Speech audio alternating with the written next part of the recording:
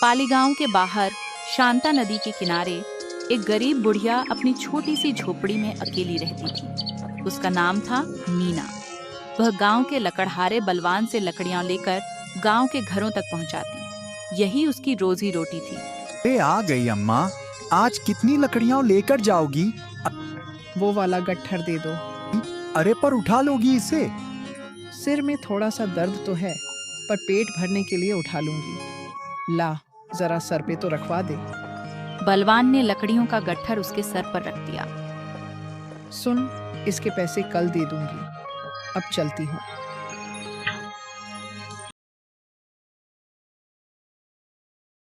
जी, आप इस बुढ़िया से तुरंत ही पैसे ले लिया करो। बलवान हंसने लगा। फिर रोज रोज आपको कल का कहकर बुद्धू बनाती है। कल सुबह 2 रुपए देकर कहेगी बाकी कल दे दूंगी। इसका कल कभी नहीं आता, ऊपर से और लकड़ियां उठा कर ले जाती है, नास पीटी कहेगी। अरे जाने दो, बेचारी बूढ़ी है, कोई नहीं है इसका। इस उम्र में भी देखो, बेचारी को घर घर जाकर लकड़ियां बेचनी पड़ती है। आप भी नहीं मानते, करो समाज सेवा, मुझे क्या। सुमन मुंह बनाकर अंदर चली गई। गांव के एक घर में मीना ने लकड़ी का ढेर नीचे रखा। गीता, अरे ओ गीता, कितनी लकड़ियां रखूं? चूल्हे के लिए 50 चाहिए, और आजकल रात को थोड़ी ठंड हो जाती है तो तापने के लिए भी लकड़ी चाहिए। अच्छा, तो मैं कल ज्यादा लकड़ी ले आऊंगी। आज सिर में थोड़ा दर्द था तो कम लकड़ियां लाई हूँ। बाकी घरों में भी देनी है, वरना सब नाराज हो जाएंगे। ठीक है, आज चूल्हे के लिए जितना इंती के लिए जितना रोज देती हो रख दो, कल ज्यादा ले आना। हाँ, ये ठीक है। सुनो, अभी जाना नहीं, मैं अभी आती हूँ। मीना ने पैसे अपनी साड़ी के पल्लू में बांधे और गट्ठर से लकड़ी निकालकर रखने लगी। ये लो, खा लो।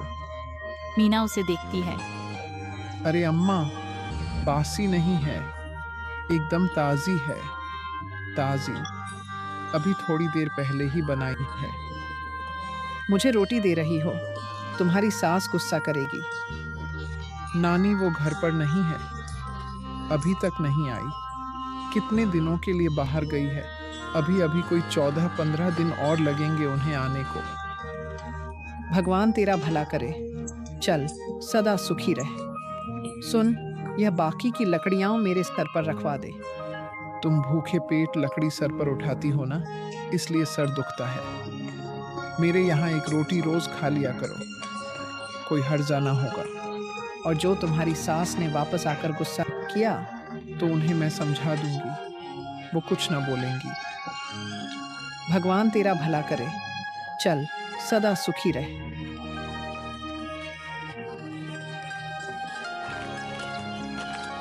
आज बड़ा वाला गट्ठर दे दे।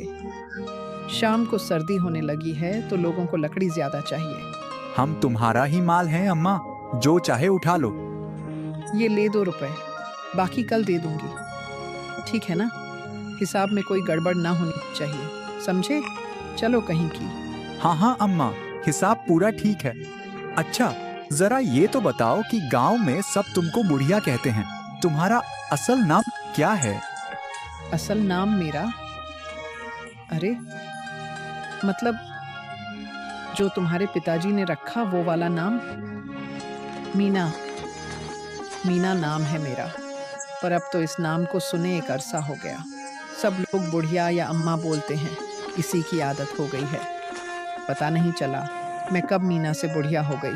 लकड़ियों का गट्ठर सर पर रखकर चल। अच्छा, चलती हूँ मैं। गांव के एक घर के अंदर आंगन में लगे पेड़ के नीचे लकड़ी का ढेर रखकर मीना बैठ जाती है। तो चला आइन। अरे ओ चंचला आइन, कितनी लकड़ियां रखूं?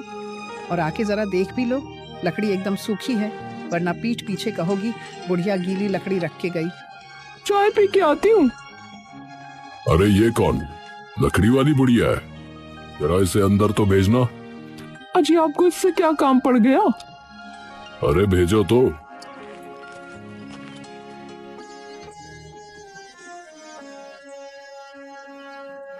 मैं लकड़ियां देखती हूँ, तो अंदर जा, मुखिया जी ने बुलाया है। मुखिया ने बुलाया है? कोई गलती हो गई क्या? अरे मुझे क्या पता, जाके खुद पूछ ले। अरे बढ़िया, आओ आओ, कैसी हो तुम? बस आपकी कृपा है। अच्छा, तुम वहाँ गांव के बाहर नदी के पास वाले झोपड़े में रहती हो ना? हाँ मुखिया जी। अच्छा, तो वहाँ अकेले रहती हो? पास में कोई दूसरा झोपड़ा नहीं है? डर वर नहीं लगता तुम्हें, है? पहले तो लगता था, अब आदत हो गई है। सूरजपाल मुस्कुराकर वहां से चला गया।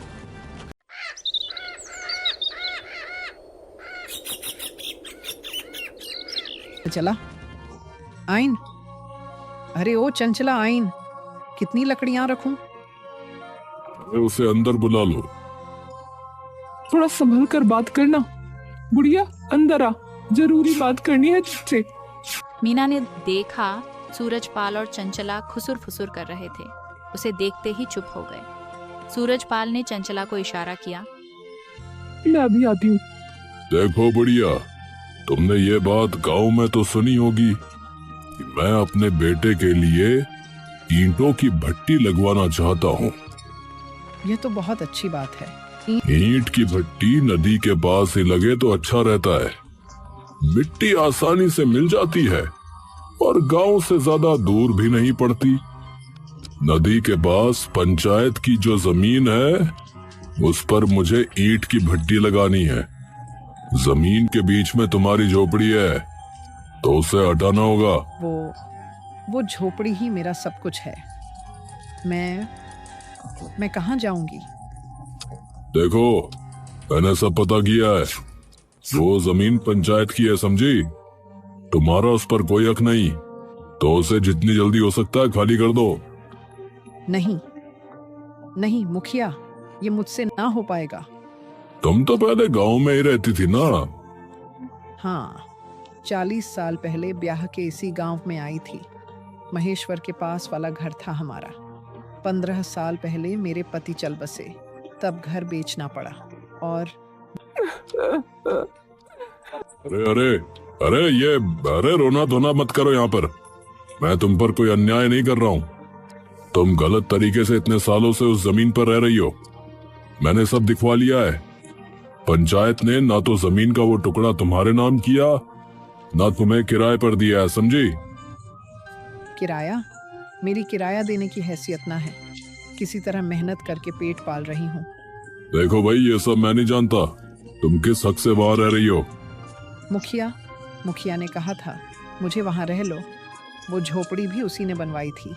तुम किस मुखिया की बात कर रही हो? तुमसे 3 मुखिया पहले जो आया था ना, बिहारी लाल, उसने मुझे ये झोपड़ी बनवा कर दी थी। बदले में तुमने क्या दिया उसे? मैंने उसे, मेरे पास एक मंगलसूत्र था। पति के जाने के बाद वो मेरे काम का ना रहा, तो मैंने उस मुखिया को दे दिया था। उसका कोई सबूत है या ऐसे ही कहानी बना रही हो, हैं? नहीं, ये सच्ची कहानी है। अच्छा, तो ऐसा करो, तुम्हारे पास जमीन के उस टुकड़े का कोई कागज है तो दिखा दो, या तुमने बिहारी लाल को जो अपना गहना दिया है उसका सबूत दो, वरना जमीन खाली करनी पड़ेगी। हाँ,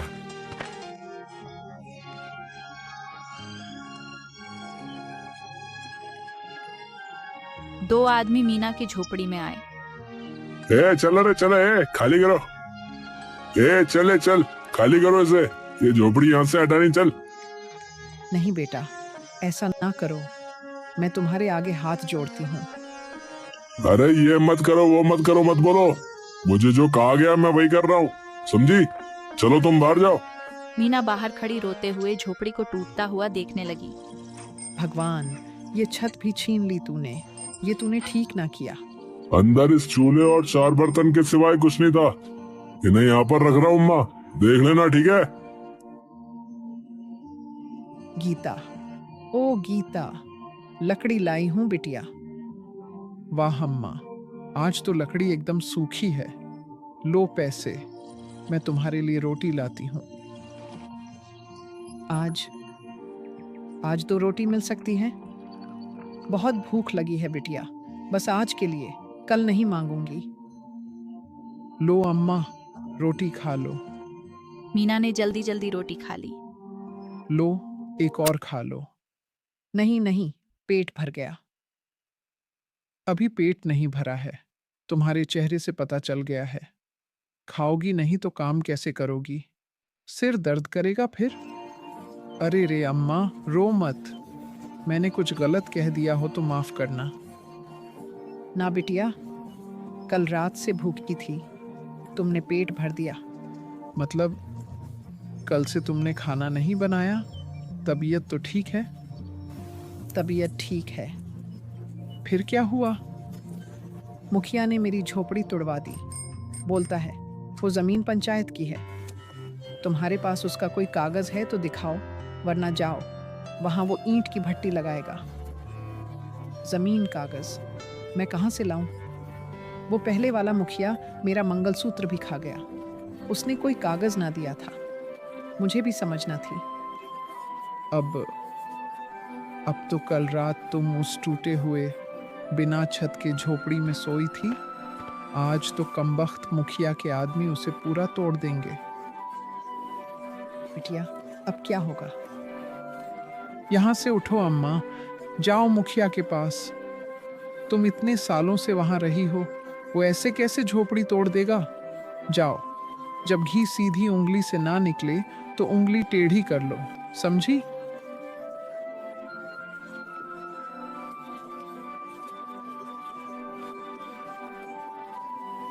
ऐसा मत करो, मैं अकेली बुढ़िया कहाँ जाऊंगी?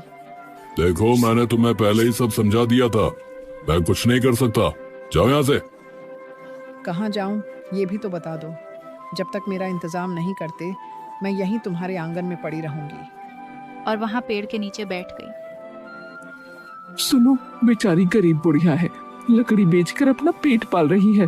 किराए पर इसके लिए रहना मुश्किल है, कुछ सोचो तो। सुनो सुनो अम्मा, मुझे मुखिया जी ने भेजा, चलो मेरे साथ चलो। देखो, सामने की जमीन पे ईंट की भट्टी लगेगी, वहां जाना तो दूर, उसके आसपास भी भटकना मत बता रहे। मुखिया जी ने कहा है कि तुम यहाँ इतनी जमीन पर अपनी छोटी सी झोपड़ी बना लो। एक आदमी के लिए इतनी जगह बहुत है। अरे ये तुम्हारे टूटे हुए झोपड़े का घास फूस है, काम आएगा, ले लो। वो वहां से चला गया। मीना वहीं बैठकर रोने लगी। रात हो गई, वो वहीं रोते रोते सो गई।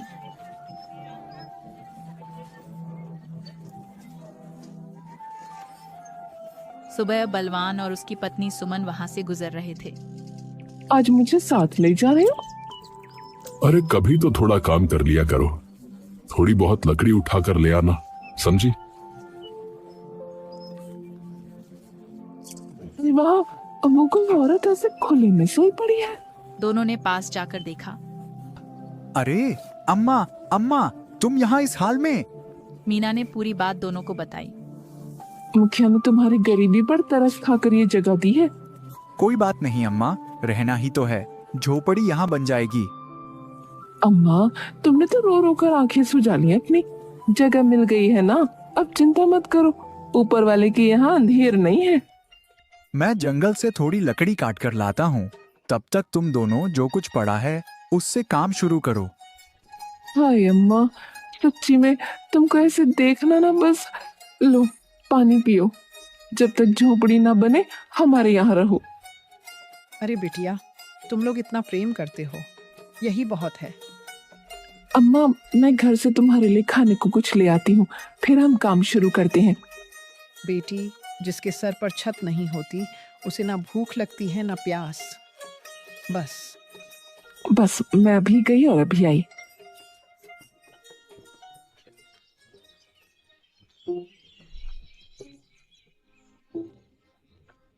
देखो, बेचारी बुढ़िया को भी नहीं छोड़ा, उसका दुनिया में कोई नहीं है।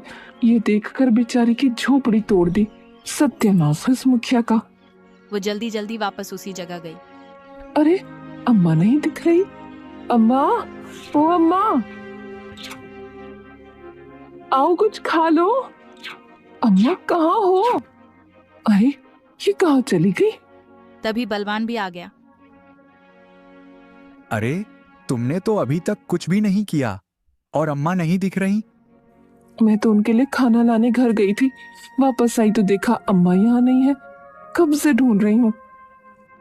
मैंने अम्मा को कहा झोपड़ी का चक्कर छोड़कर हमारे घर ही रह लो, पर उन्होंने मना कर दिया। चलो गांव में चलकर देखते हैं।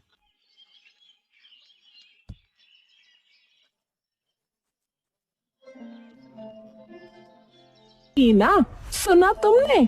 आज लकड़ी वाली बुढ़िया को देखा। कम वक्त को बोला था आज टाइम से लकड़ी ले आना, अभी तक ना आई। बलवान और सुमन पूरे गांव में ढूंढते हैं। मेरा तो मन घबरा रहा है, कहीं उस मुखिया ने।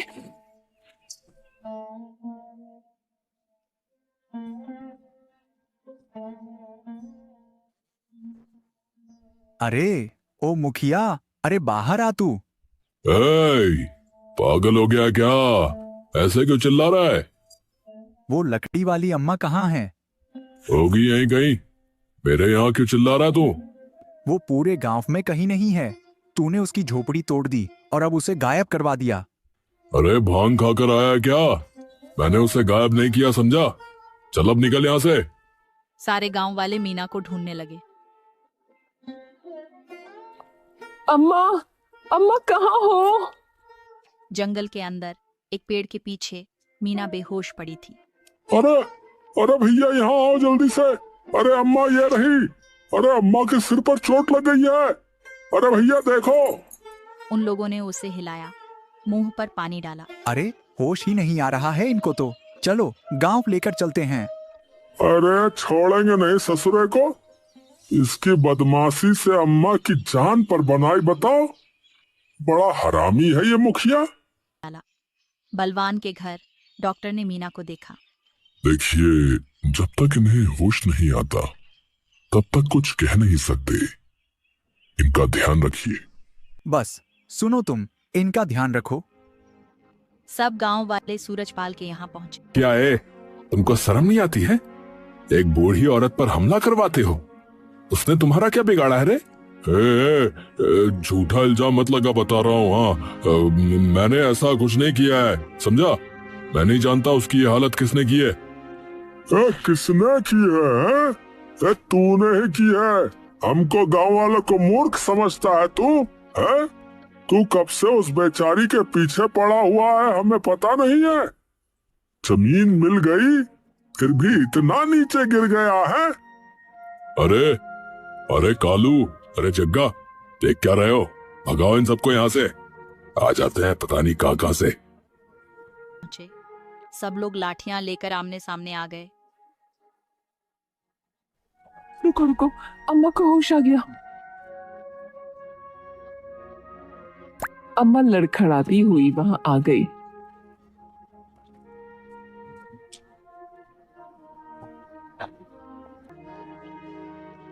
मुखिया, ओ मुखिया, तूने अच्छा ना किया। तेरे आदमी तो मेरी जान ही ले लेते। ले, अब क्या बोलेगा तू? ले, अब क्या बोलेगा तू? गांव वालों, देख क्या रहे हो? सर फोड़ दो साले मुखिया का। बहुत मुखिया बन रहा है साला। कोई आगे मत आना, बता रहा हूँ। हाँ, ये बुढ़िया सटिया गई है। मुझे नहीं पता कि ये क्या बके जा रही है। वहीं रुक जा। रघुवीर, गजोदर, रुक जा भाई। हाय मुखिया, तुम इतने बेशर्म हो अभी भी? बनवारी भैया, जब तक ये मुखिया आज पिटेगा नहीं ना, तब तक ये मानेगा नहीं। और देखो मेरे हाथ में भी खुजली हो रही है बहुत दिन से। ऐसे नेताजी को सूतने का मन कर रहा है। सूरजपाल का एक आदमी कालिया चुपके से जाने लगा।